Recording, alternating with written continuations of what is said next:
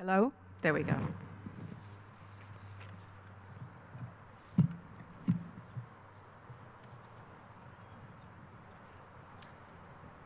Good morning. I am Penelope Bryan, and as the Dean of Whittier Law School, I'm delighted to welcome you to the Whittier 2015 commencement ceremony. For almost 50 years, Whittier Law School has prepared lawyers for the practice of law locally, nationally, and internationally. And this day, we celebrate our new graduates and welcome them to our alumni community. And we gratefully share this event with the faculty, staff, family, and friends who supported our graduates throughout their education and their lives. So thank you all very much for coming and for the immeasurable contributions that you have made to the success of these graduates. And my very warm welcome to all of our honored guests who have chosen to celebrate this moment with us. I now have the pleasure to introduce to you Miss Bai Mei Gao as our singer of the national anthem. Bai Mei is an internationally acclaimed opera singer and songwriter, originally from China. While living in Chicago for many years, Bai Mei earned her master's in computer science with distinction from DePaul University, while she hosted both a TV music show and anchored the news for Chinese television. Having performed in the long-running TV series From the New World on Asian American television, Bai Mei recorded original songs for the Chicago's Museum of Contemporary Art. During the last 5 years, she has triumphed in commercial and charity concerts throughout the United States, and she appeared on the stage of the American Bar Association's building dedication and was welcomed by Supreme Court Justice Kennedy in 2004. In addition, we are very proud that she is currently the director of our information technology here at Whittier Law School. I give you Ms. Bai Mei Gao.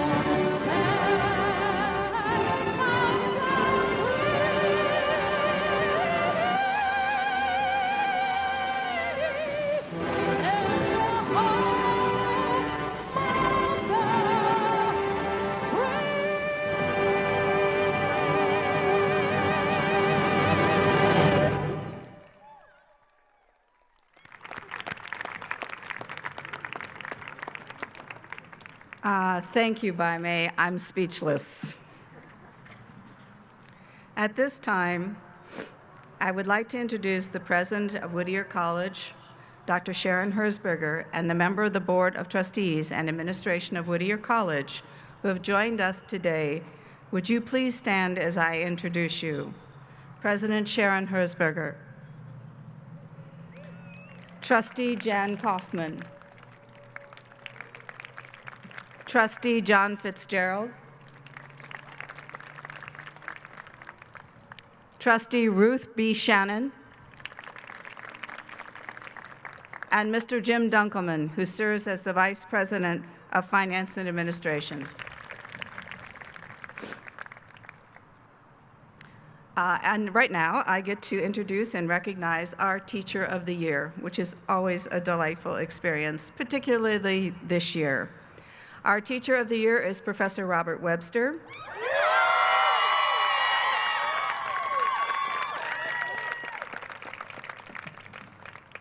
The Teacher of the Year is represented by our students and represents their decision on the best of our faculty.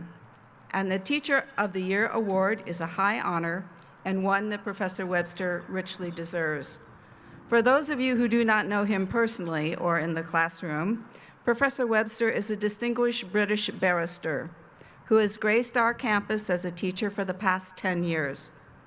Not only does he contribute to the richness of our curriculum, we all have come to cherish his very British sense of humor, his considerable charm, and not to mention his expertise on the British royal family that brings him numerous appearances in the media. Professor Webster also serves as the director of our study abroad program in Barcelona, Spain, and I'm delighted that our students have chosen to honor him with this award. Robert, thank you for your many contributions to our law school and its students.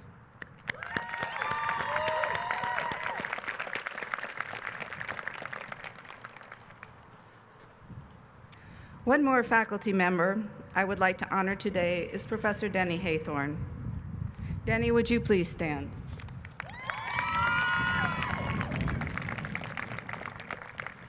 Regrettably, today is Professor Haythorne's last commencement ceremony as a member of the Whittier Law School faculty. He, of course, is welcome to come back anytime he'd like.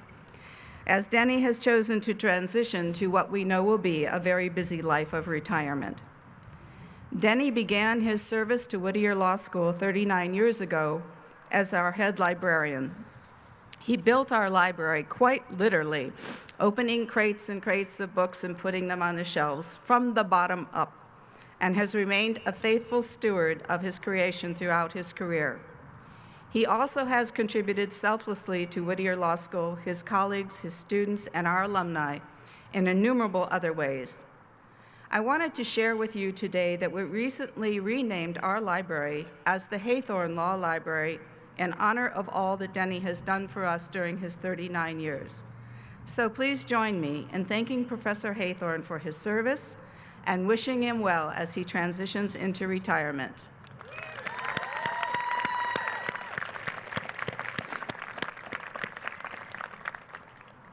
Now, if you will all indulge me, I'd like to take this opportunity while I have them all captive in one place to talk to our graduates for just a moment.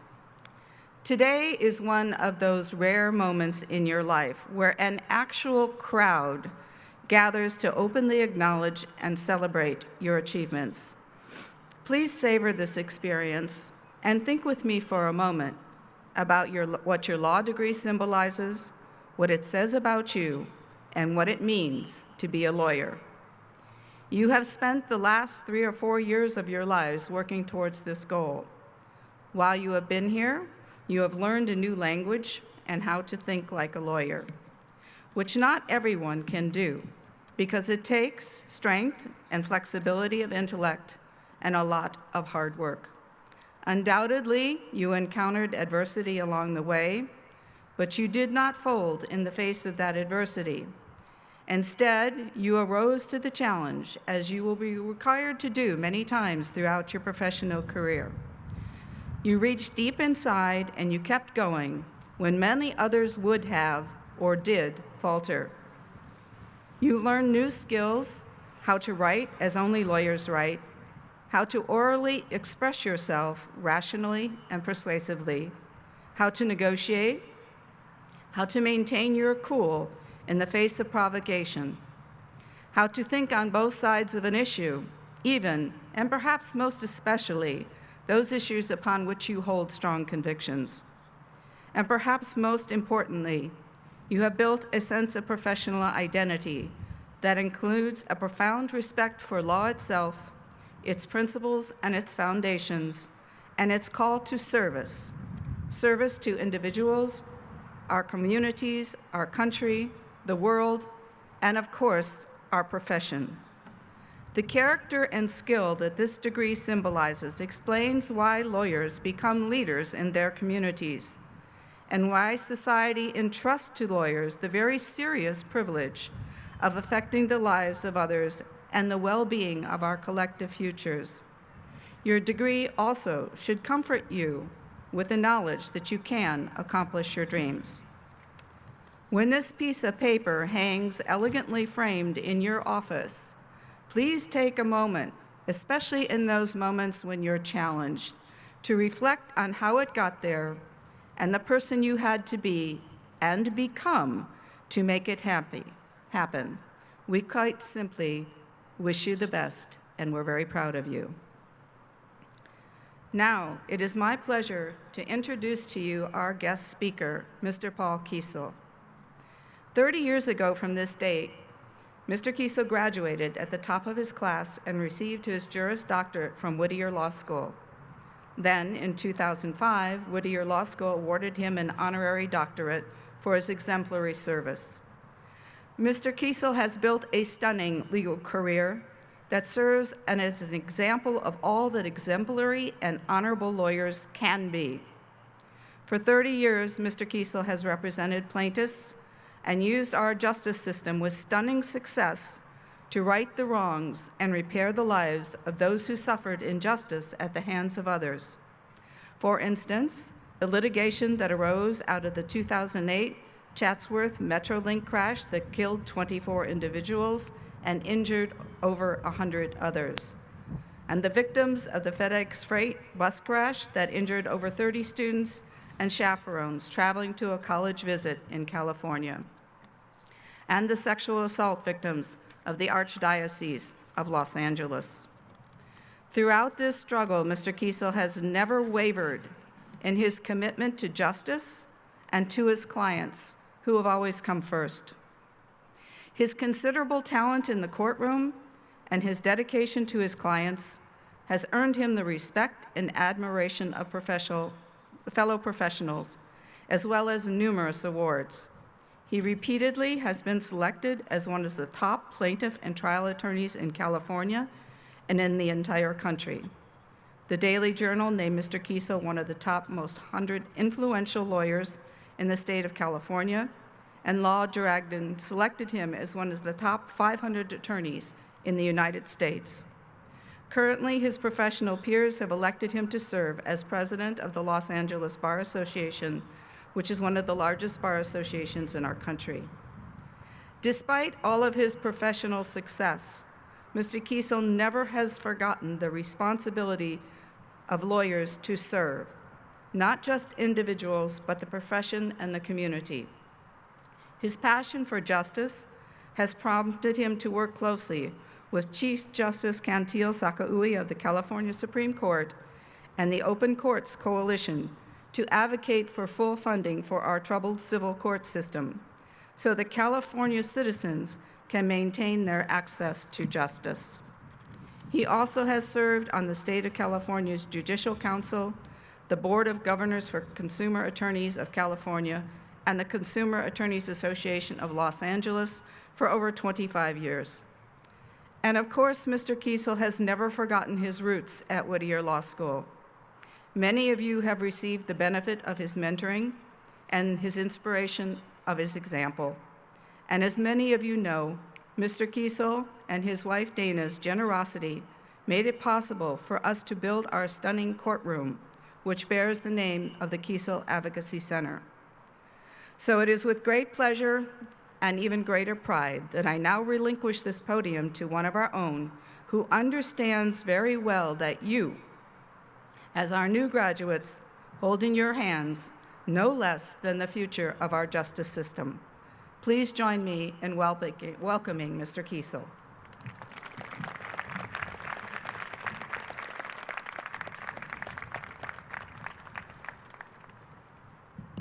Well, the good news is my address will be shorter than the introduction.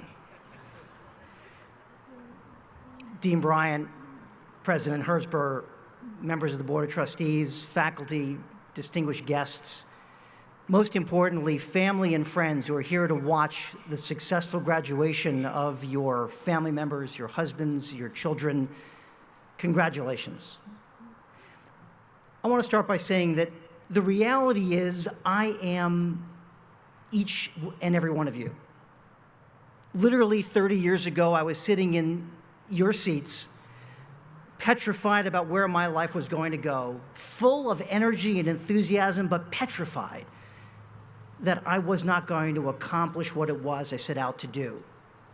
And the reality was, with that recognition in mind, it just set a level of determination that I want to share with you today, so that when you leave here, you'll be inspired not just to be the best lawyers that you can be, but to be the best person that you can be. Because by being the best person, you will, by osmosis, be a fantastic lawyer at the same time. So it was 33 years ago that I graduated from Connecticut College, and my keynote speaker had the following challenge. He said, you know, I don't remember who the keynote speaker was at my graduation, and I don't really remember what the keynote speaker had to say at my graduation. So I suspect you'll probably feel the same way about me in the future. And I took that as a challenge to actually remember who my keynote speaker was and the words that that speaker spoke, and they resonate with me to this day, and I want to share them with you, because it's important as you embark upon your lives that you think about this measure. So our speaker was Senator Christopher Dodd, who was the senator, the junior senator from Connecticut. His father had been a longtime senator. He was a young man. And he said, when you graduate, many of you have great goals and ideas and much that you're seeking to accomplish, but be mindful of the fact that your goals need to be measured. And you need to look at the world in the community that you live in. And don't try to change the world, but try to change the community that you live in. Small steps.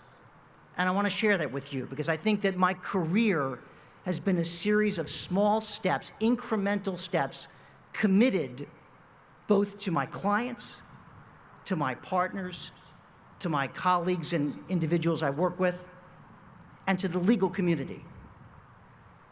And the reality is, the legal community is a wonderful network of individuals who, most of whom went to law school for the same reasons you decided to. And let me suggest that if your reason for going to law school was to achieve high income, work for a prestigious law firm, I won't say you went to the wrong law school, because you can achieve that. But the reality is, I don't want my hat to be a Frisbee, so I've just taken it off. The reality is, the New York Times did me a favor, because on Thursday, they had an article. And the article discussed the myth of happiness and a legal career. And what the article said, and I'll read you the opening line of the article, because it's great for you to take away from today. Of the many rewards associated with becoming a lawyer, wealth, status, stimulating work, day-to-day happiness has never been high on the list. Perhaps a new study suggests that is because lawyers and law students are focusing on the wrong rewards. Researchers found, and again, this was just on Thursday's New York Times, that the factors most frequently associated with success in the legal field, such as high income or a partner track at a prestigious firm, had almost zero correlation with happiness and well-being. Lawyers in public service who made the least money, like public defenders and legal aid attorneys, were most likely to report being happy. And if I were to ask each and every one of you, what would you rather have? A lot of money and be a named partner, or be happy? I tell you what, your family and friends, your parents would say, boy, happiness is probably something you can't put a value on. That's what I want, to be happy. And so I encourage you, when you think about what are your goals, where do you want to go? Don't focus on necessarily, because it's what you think is the right thing to do, having the highest income or working for a prestigious law firm, but think about what will you do in your life that's meaningful, that will provide value to you every day. And really, that's the message I offer to you as you embark upon a legal career. Find a career that makes you happy. Too many lawyers I meet are not happy.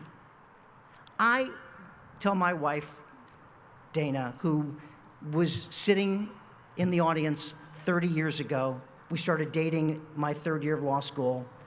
I tell Dana, I never go to work. I honestly don't think I've worked a day in 30 years, because I don't think of what I do as work. It's a passion, it's a mission, it's an opportunity that we get to achieve as lawyers in our country. And I only wish for each one of you that same sense of, I'm not going to work, but I'm engaging in an activity that brings value to the world that I live in and the community I live in.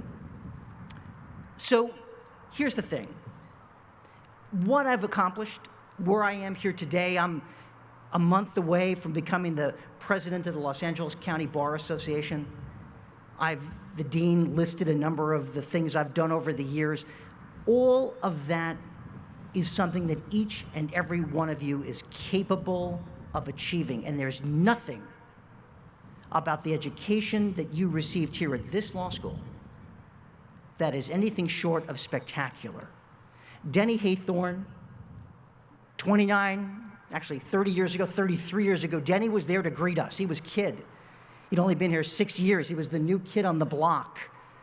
And here he is today, having shared his wisdom and experience and built a collection in a law library that is remarkable. Law libraries still have their place, I'm told, though I think as our graduates emerge, law libraries as an institution, books as a physical presence will likely go away. My firm became paperless about 2 years ago, so that we don't have file cabinets. Everyone has an iPad, and I'm sure you're all comfortable with that, and that's the way the technology plays out in the legal world. But the fact is, each and every one of you is capable of achieving a measure of your own personal success that I want to really motivate you to achieve, because there's nothing that is an impediment other than yourself and your own internal limitations that would prevent you from, I'm looking forward to coming back here 30 years from now, this is your challenge, and having one of you do the address to the class. I don't even know what year that would be, but a long time from now. My practice and my life, in part, was built on public service. Last year, the Chief Justice spoke about the importance of public service. And the truth is that much of my accomplishments were garnered, certainly in the courtroom, certainly in the clients that I had a chance to represent, but mostly because of the commitment I've made to the legal community to give back to the community, to give back to the trial bar, to give back to the courts. I never consider it billable time that I've lost, because it's time that I'm gaining by giving back to the community. So as you go out and embark on your careers, remember that taking time to help those who need your help, and even those who don't know they need your help, but you can still help them, is an important part of your own educational experience going forward.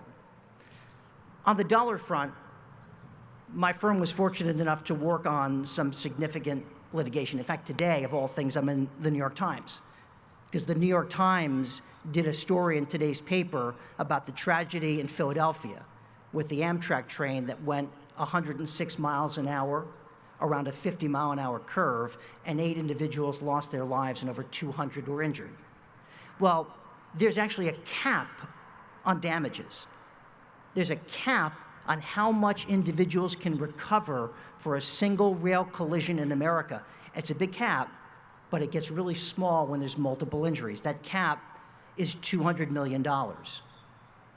And so the most amount that will ever be available for the victims of this tragedy is that $200 million figure. And in the Chatsworth collision, we had one client who had $19 million in medical expenses, medical specials, and was only able to recover $9 million of actual medical expenses.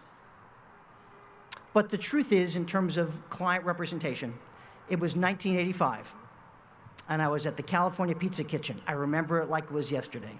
And there was a waitress. I had just graduated from Whittier. I hadn't yet passed the bar, but I'd taken the bar. And this waitress was complaining about the habitability of her apartment. And heck, I took Harvey Levin from TMZ, was my real property professor in 1982. You can figure out how old Harvey is just by going back that far. He doesn't look that old. So she was complaining about the habitability problems of her apartment. And I said, well, you know, there's something called habitability, that you have a right to have an apartment that's free of the things that you've described to us. I'll do something about that. And I wrote a letter. And I wrote a letter that my boss signed, because I couldn't sign it at that time. I was a certified law clerk.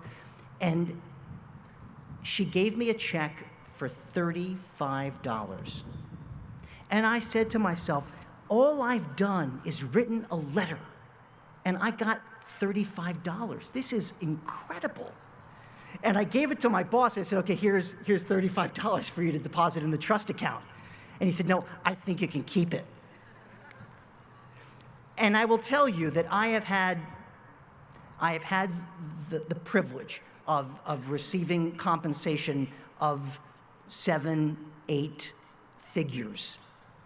And nothing really has touched the feeling of getting a $35 check. And I thought to myself, boy, it's a big check I'm having in my hand on another case, but it doesn't feel the same way that $35 did the first time I did legal work.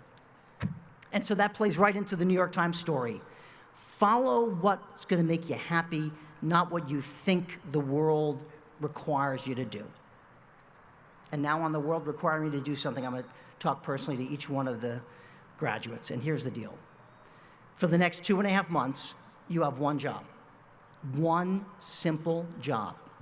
And that is to study for the bar examination. Because quite frankly, despite what a remarkable education you got here at this school, if you don't pass that bar, it means nothing. I won't tell you stories about what happened the day I got my bar results, but that's present in my mind every day. But here's the deal. The way I approached bar studies, the way I want you to think about it is this. Don't be intimidated by it. It's just one test. You're only studying for one examination. Approach it like a job. Say to yourself, from 9 to 5:30 every day, starting next week, until the bar exam happens, I'm just going to take 9 to 5:30, and that's going to be my time. I'm going to study 9 to 5:30. I'm going to go out. I'm going to go to movies. I'm going to have dinner. I'm going to be a member of my family. But from 9 to 5:30, I'm going to study. It's not more difficult than that.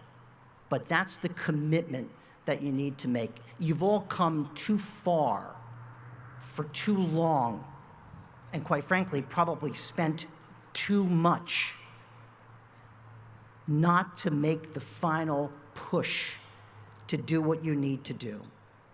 And that is to be prepared and study and pass the bar. What's exciting for me in looking out at the graduating class, quite frankly, is the diversity that this school offers. This school is one of the most diverse schools in the United States, in the whole country. There was a time where we were the most diverse institution in the United States. And what that means is that the folks that I'm looking at, that are listening to me, are going to be lawyers in the community who reflect our legal community. There's a lot of white men who are aging out of the practice of law. Sorry. That's not me. That's not me. Because the truth is, the legal community needs you. We need diversity.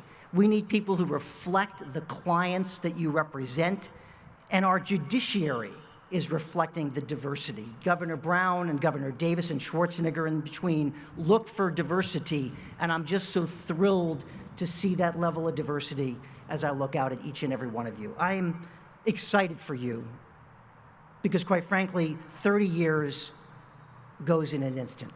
It just is a snap of a finger. And I tell you that from the bottom of my heart. It feels like I literally was sitting in your seats 30 years ago. Dana staring at the back of my head, wondering what her life was going to be, where were we going to go. The uncertainty is terrible. But what I can promise you is there is opportunity. Each and every one of you has the capability of being right here. And so my challenge to each and every one of you, be kind to each other, is find one of you to come back 30 years from now and let me be on the stage and hear you give the commencement address to the graduating class. With that, God bless, good luck, congratulations.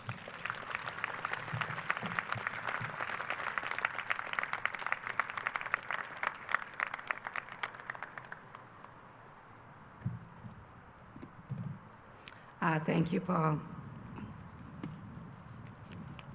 At this time, I have the pleasure to introduce the president of the Whittier Law School Alumni Community Association, Michelle Philo, who will conduct our pinning ceremony. Michelle is a 2012 graduate of Whittier Law School, and while a student, she was certainly never a stranger to my office, having served as the SBA president for 2 years. After working for a civil litigation firm, she recently joined a tech company as corporate counsel. In addition, she is chair-elect for the Orange County Bar Association's Young Lawyers Division. So please join me in a warm welcome for Michelle.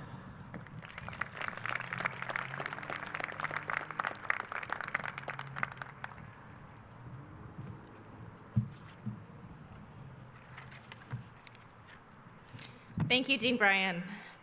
Ladies and gentlemen, this past year I have been honored to serve as the president of the Whittier Law School Alumni Association. But one of my favorite things I get to do is to welcome this class of 2015 to our alumni community. To the graduates, today, as you walk across this stage, you will join the community of over 5,000 alumni who have sat in the seats before you. You will join the community of Whittier Law School alumni who now utilize their legal education to advocate, counsel, mentor, and lead. As you join this community, I challenge you not to only follow in the steps of the many alumni before you, but to also find your own path and explore how you can use your legal education in our increasingly small world. I encourage you to find the way to make the most of your Whittier experience, to serve your community, extend a hand to fellow alumni, and to give back to your alma mater, so future alumni sitting in your seats today may look up to you, just as your friends and family are looking up to you today. As your first official act as Whittier Law School alumni, I will soon ask you to join me in the pinning of the Whittier Law School lapel pin. This pin you will place on a fellow classmate. The lapel pin is unique. The only way to acquire this pin is from a fellow alumni. You cannot purchase this pin. I encourage you to wear your pin proudly. It identifies you as a representative of the Whittier Law School community. Will the 2015 graduates please rise?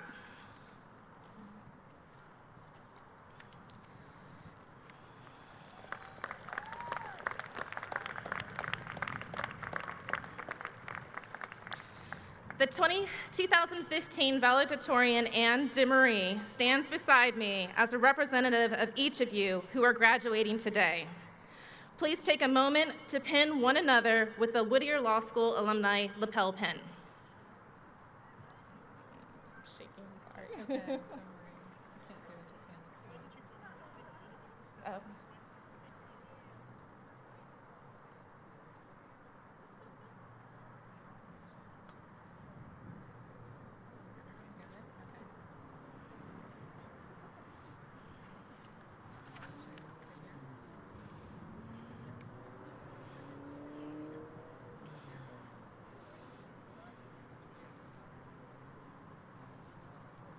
They don't teach us this in law school. To the class of 2015, welcome to your elite status as alumni of Whittier Law School.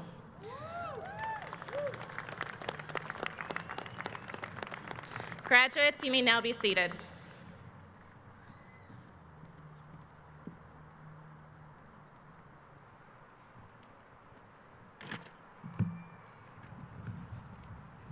Thank you, Michelle.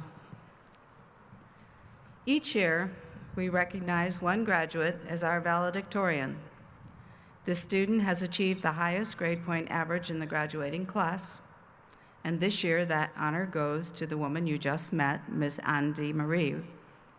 While in law school, Ms. DeMarie served on the Law Review, participated in the Special Education Clinic, and she earned an amazing 14 Cali Awards, which means that she received the highest grade in 14 individual law classes, which is no small feat.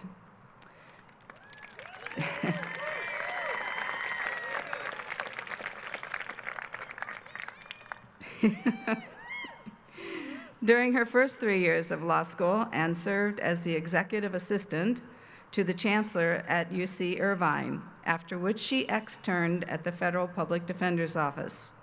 She also volunteered at UCI's Office of Equal Opportunity and Diversity, where she was involved in the investigation of discrimination, harassment, and sexual assault complaints. In between her 1 and 2L years, she did volunteer work for the California Innocent Project in San Diego.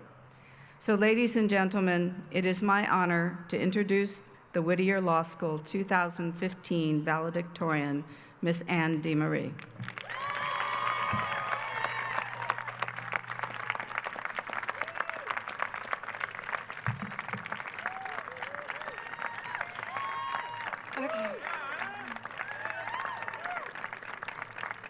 Thank you, Dean Bryan. Congratulations, graduates. I am honored to speak to you today. I am one of the students in Whittier's last part-time evening class. 33 of us started in fall 2011, and 13 of us are graduating today.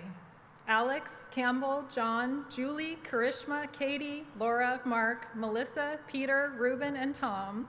We made it through 4 intense years, usually attending class at night, while working full-time or raising families or both. Had we not enrolled in this program when we did, we might never have gone to law school, so we are very fortunate to be here today. To the graduates enrolled in the day program, I know you worked equally hard to receive this diploma. I have admired those of you who, in addition to doing your coursework, participated in student organizations and centers of specialization, and worked at a variety of externships. Some of you also served in demanding leadership positions. Your work ethic is truly admirable and will pave the way for you to become leaders in the greater legal community. During orientation, before we even started classes, Professor Leary encouraged us to remember who we are throughout school, to nourish our souls, and to not lose ourselves. At times, this was very challenging. But no matter how we approached school, there was more to our experience than what we did. There was also how we felt about it while we were doing it.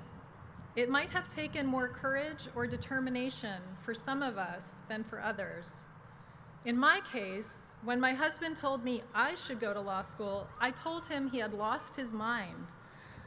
I thought lawyers had to be extroverts, natural leaders who like to take charge, talk, and be the center of attention, not how I would describe myself. But then he explained that lawyers read and write a lot, which I like to do, and that they have to be analytical, which I am to an annoying degree. So I decided to go for it. During my 4 years, I loved taking notes in class and studying at home. But school required that we actually speak quite a bit. This was uncomfortable for me. But as I progressed through the program, I learned that it is possible to be both introverted and a good lawyer. Even if I am nervous before appearing in court or before speaking to you and your family and friends today, it doesn't mean that I can't do it and even grow to enjoy it. As Stanford professor Harry Rathbun said, "The butterflies never go away, but after a while they fly in formation." Law school engaged our minds to an extreme degree. When we go out into the world and work with real clients and their real issues, we will be required to engage our hearts as well. By that I mean that much of our success will depend on the quality of our interpersonal skills, our ability to make our clients feel heard, understood, and valued, and our ability to make our opponents feel respected, even while we advocate fiercely on behalf of our clients. As for what we learned about the legal profession, it's pretty remarkable when you think about it. The understanding we have now about the law and how it affects every aspect of society seems so much a part of us that it's hard to imagine an earlier time when we knew so little. For that, I would like to thank the Whittier faculty. You have prepared us well. We are ready. I would also like to thank the Whittier administration and staff for your support and guidance throughout the program. Many people, our spouses and significant others, our families, friends, and coworkers, have supported and encouraged us, and maybe even made sacrifices of their own to help us receive this diploma. On behalf of all of us graduates, thank you. I would like to briefly thank two people in particular. Ramona Agrella, Associate Chancellor at UC Irvine, thank you for supporting my professional development. You are a great mentor, and I'm excited to start in my new position in August. And my husband, Michael, thank you for convincing me to take this journey, for not letting me quit when I came very close to doing so, and for your love and encouragement. To all my fellow graduates, I truly wish you much happiness and success. Congratulations on your achievement, and good luck to you.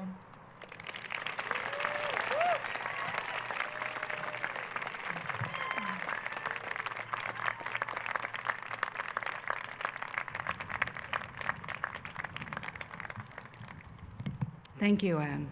I expected no less.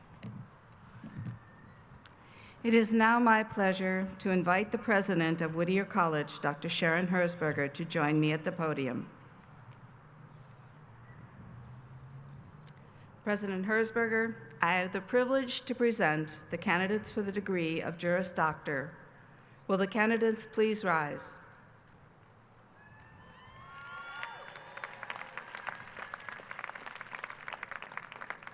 You should remain standing. These candidates have met all the requirements and are entitled to receive their degrees at this time. Upon the recommendation of the faculty and by the authority vested in me by the Board of Trustees and by the State of California, I hereby confer upon you the degree of Juris Doctor with all the rights and privileges appertaining thereto. Congratulations. You may be seated.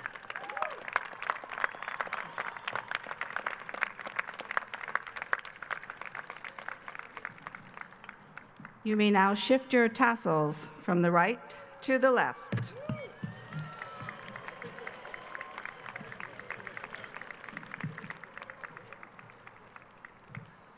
When one of our new graduates has a parent or close relative who is an alumna or alumnus or valued friend of the law school, we invite that parent or close relative to hood their graduate at commencement. This year, we are delighted to have 3 graduates who will participate in this very special Whittier family tradition. First, the Honorable Charles Furch from the class of 1987 will hood his son, Charles Michael Furch II. Judge Furch and Charles, please join me.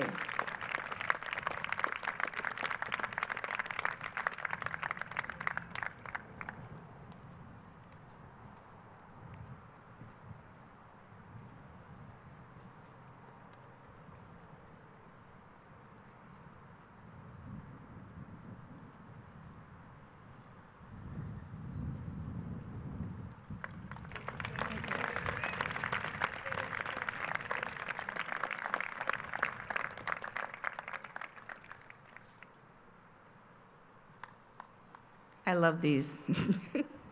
Next, Ms. Kathia Furlick, Whittier class of 2007, will hood her brother, Carlos de Oliva.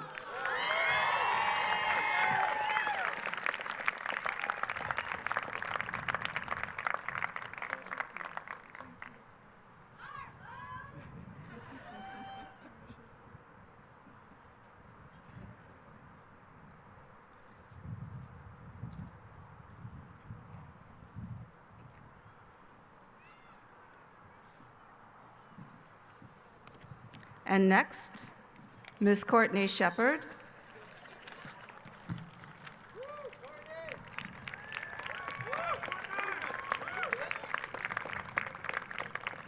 Courtney is a 2004 graduate of Whittier Law School who will hood her longtime partner, Ruben Idigari Gulich, summa cum laude.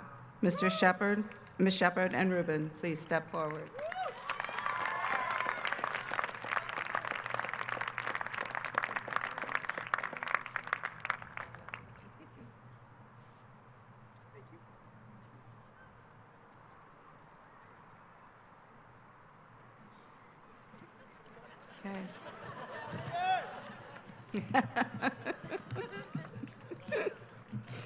A little improvisation here. Okay.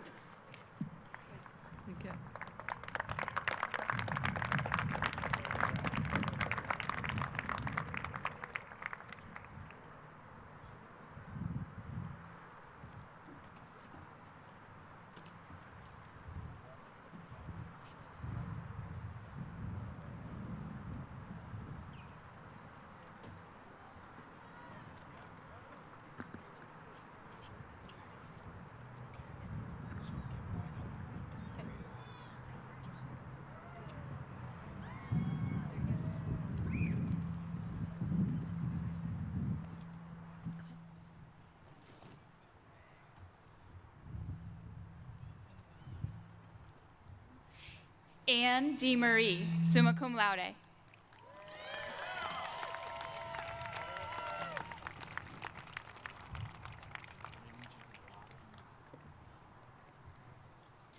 Jacqueline Lee Newman, summa cum laude.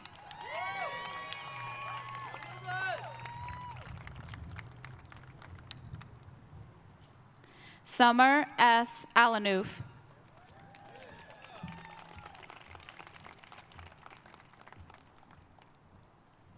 Nima Nicholas Asadi.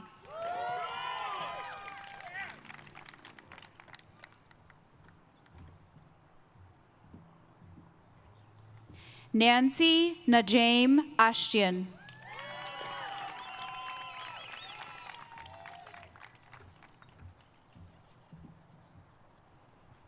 Ben John G. Atienza, cum laude.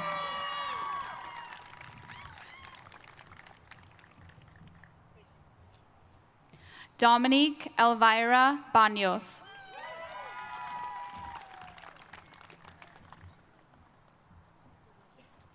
Dima Asghar Barakat. Aaron J. Barrett, cum laude. Jacqueline Roseanne Barrett Smith.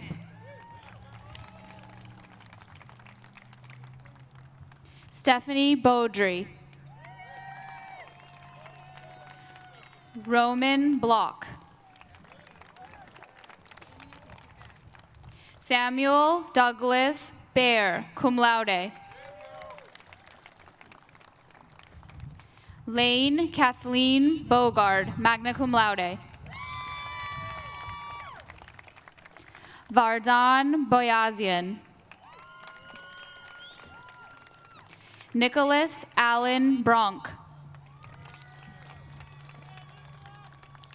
Jenny Marie Brown.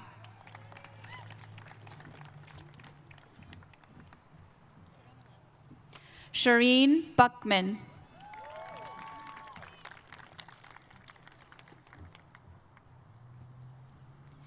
Madison Hung Bui.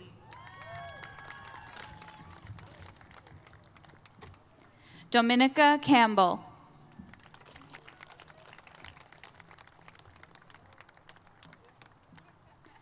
Mercedes LaPortia Campbell.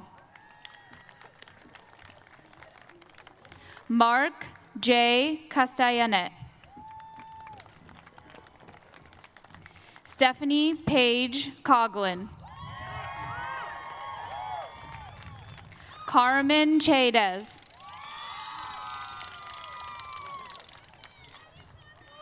Claire Jinyun Chang.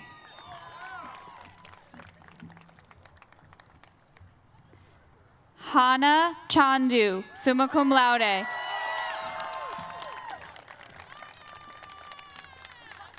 Melissa Etoile Chichportich, magna cum laude.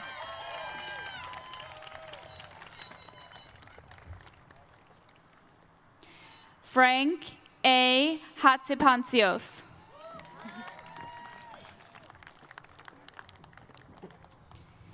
Viveka Murillo Chernega, cum laude.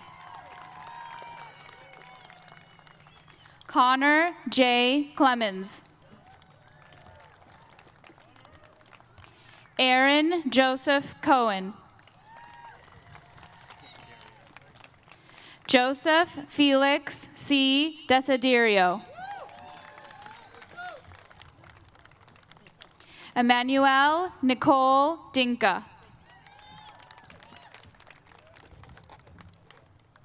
JJ Ding. Julie Knock Din. Lilia Distian, cum laude. Jonathan David Dodart, cum laude. Sarah A. Dooley.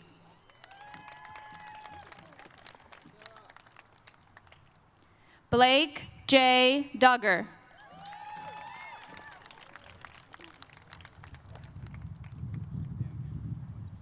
Benjamin Egbali.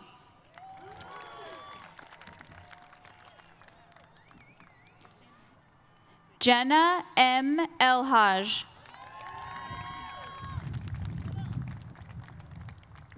Luis Jose Elias. Kevin Charles Esau. Sarah Naz Etemadi.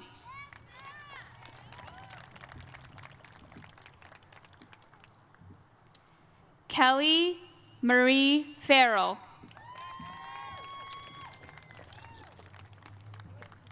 Jeffrey Leonard Feingor.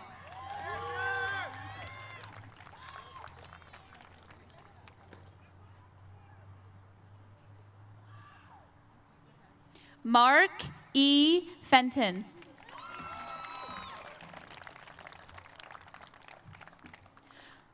Ryan S. Ficklin.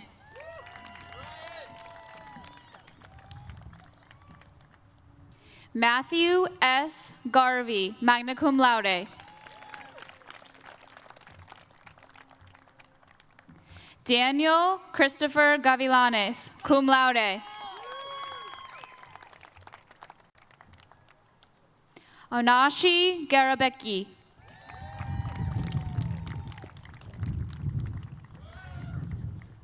Lauren Beth Gindi.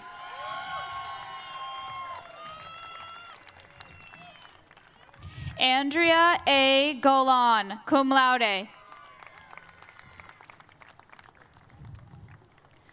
Marissa Lee Goldberg.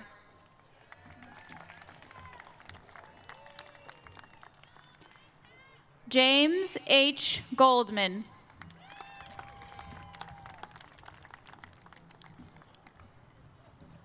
Natasha Teresa Gonzalez.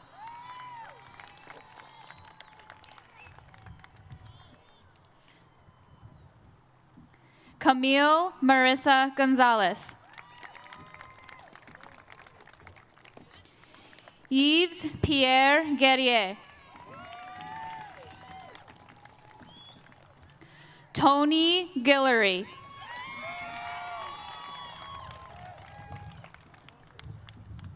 Melissa Garola.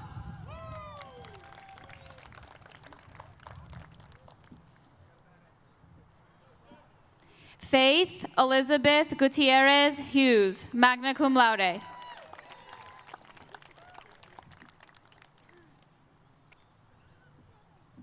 Cassandra Evan Hammond.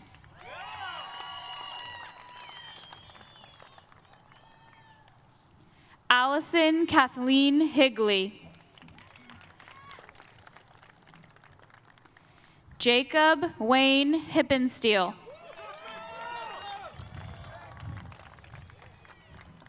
Lee Fomenko Hoffman, cum laude.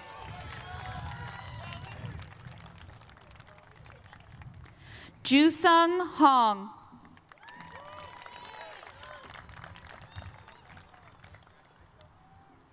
Jisoo Huang.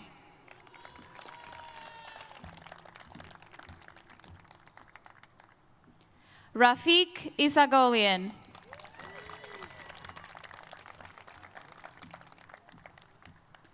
Nicholas Alvin Jacobus, summa cum laude. Michael Robert Jones, cum laude. Walter Patrick Jostin.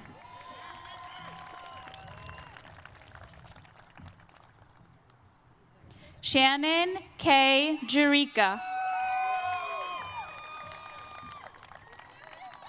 Sharon Key.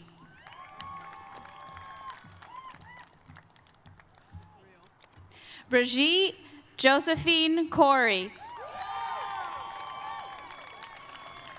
Joanne Chow Min Ko.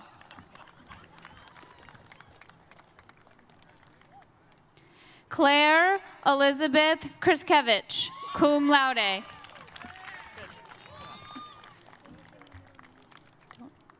Sydney Lacour.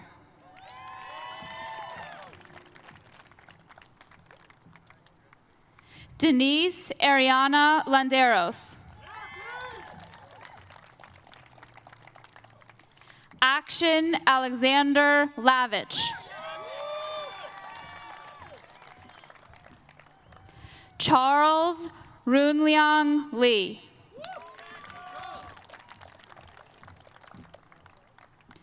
Julie Francis Abutal Leon.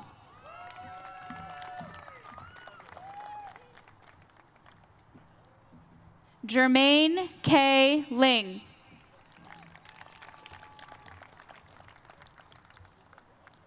Rick Ma. Jennifer L. Magarafta.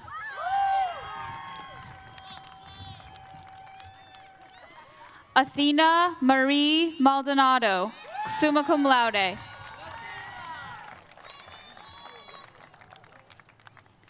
Megan M. McGovern.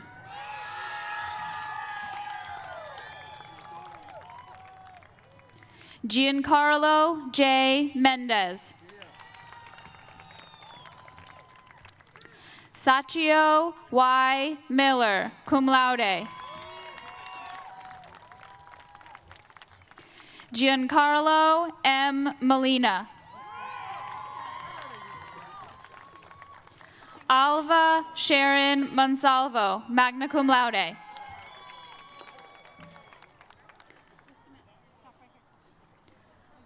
Luis Montoya. Becky Rose Morgan. Tom Mueller. Michelle P. Wynn, summa cum laude. Toyen Wynn.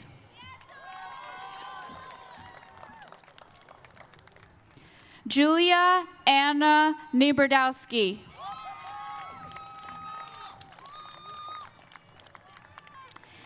Jenna Marie Novella, magna cum laude. Karen Oakley.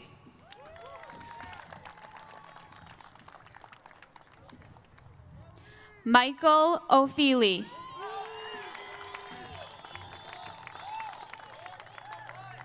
Grace C. Pack. Matthew Milet Peters, magna cum laude.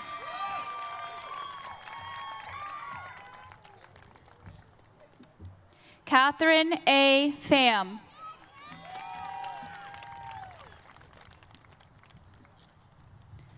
Xylon D. Quesada.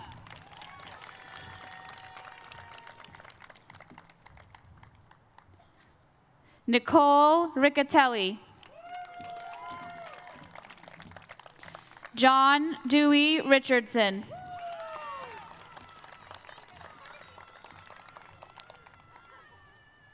Jenna J. Robinson, magna cum laude.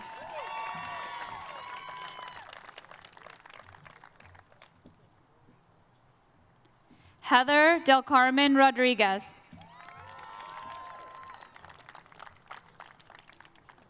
Nahid Sahak.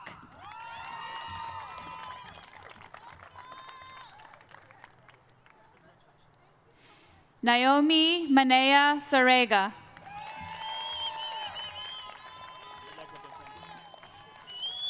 Brett Anthony Scott.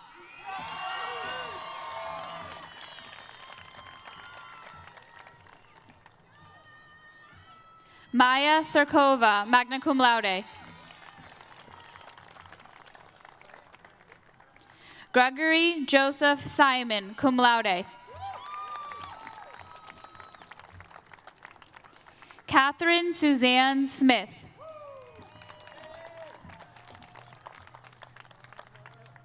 Luis Angel Solorzano.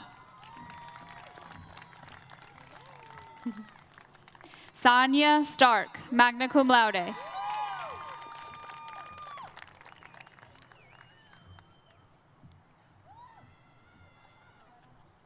Julie Me Too Tran.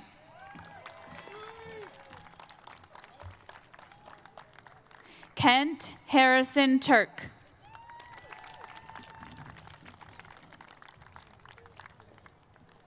Wiley George Uritz.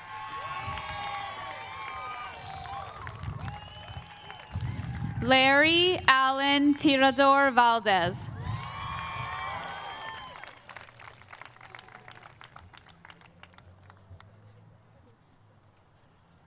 Rachel Knockhan Van. Emily Covington Vogt. Michael Harrison Volk.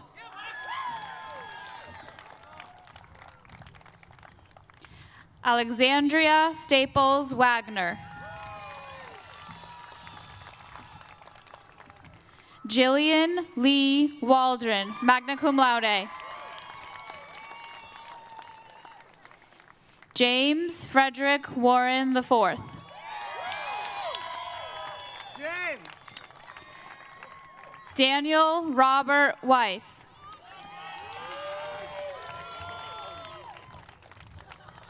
Crystal Alexandria White.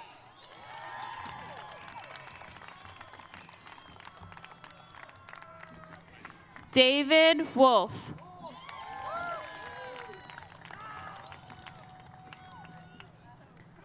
Wiley Yang.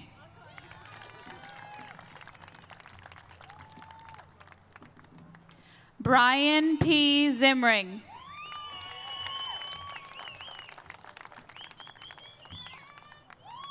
Laura Nicole Zolnikoff. And last but not least, Casper Schwadeski Miller, magna cum laude.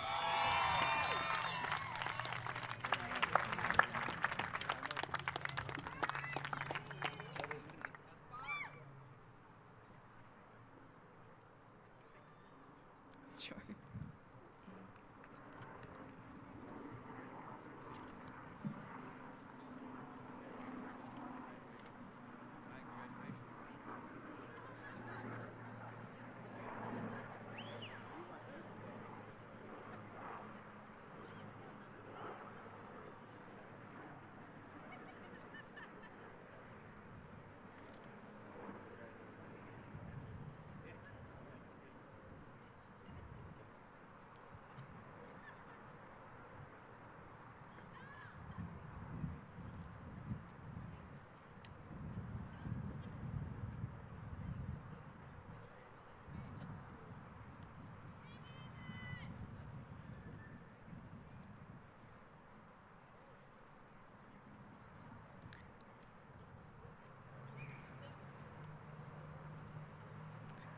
All of the law graduates have been presented.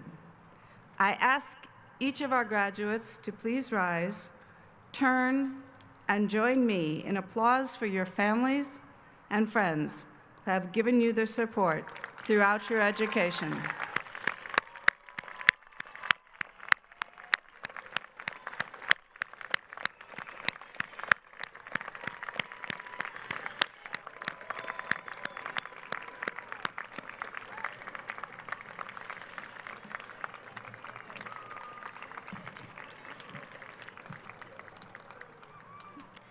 Graduates, we are very proud of you, and we hold great hope for all your futures. Each of you has an important role to play in the lives of your clients and your service to the profession and society.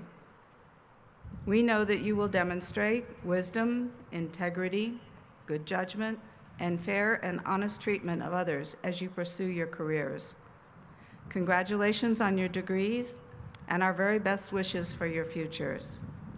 Audience, please remain seated until all of the graduates and the platform party have exited, and after the graduates have exited, please join us to the west for a reception in their honor. Our commencement ceremony is now closed. Thank you.